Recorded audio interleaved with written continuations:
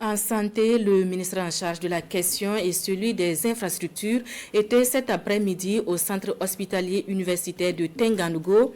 Ils étaient sur les sites des services de radiothérapie et de médecine nucléaire, deux unités qui devront à terme permettre la prise en charge de tout type de cancer au Burkina Faso, des unités dont les voies d'accès restent problématiques.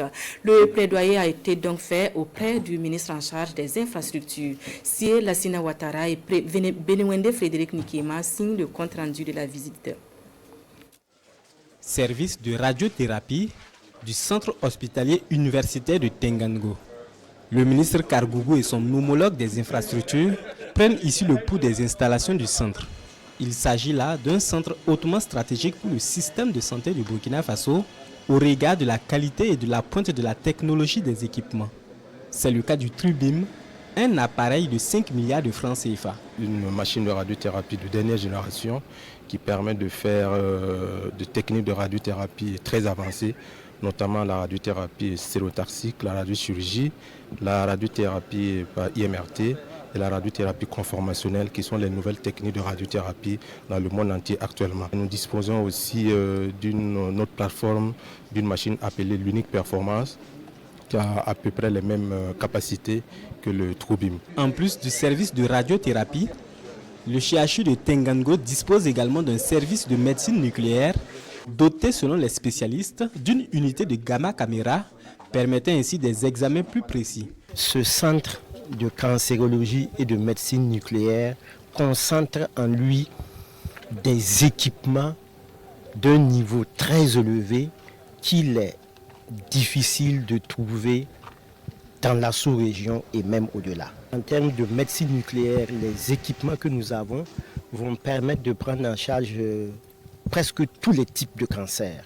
Ce centre de cancérologie va vraiment nous permettre de réduire drastiquement les évacuations pour cause de cancer à l'extérieur du pays.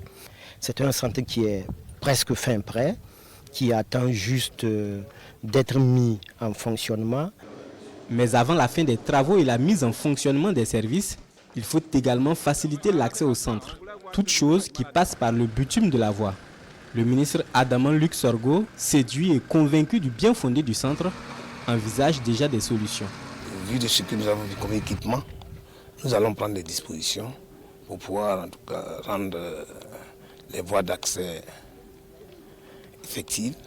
Actuellement, nous attendons simplement que le maître d'ouvrage délégué puisse nous fournir le plan de recollement des différents bâtiments implantés dans le site pour pouvoir dégager effectivement les voies d'accès et nous permettre de faire une étude rapidement en régie, parce qu'au niveau du ministère, on peut le faire en régie, et éventuellement trouver en tout cas une entreprise pour rendre possible l'exécution des voies d'accès rapidement, pour permettre aux malades de s'y rendre, parce qu'aujourd'hui, rien n'est fait à ce niveau.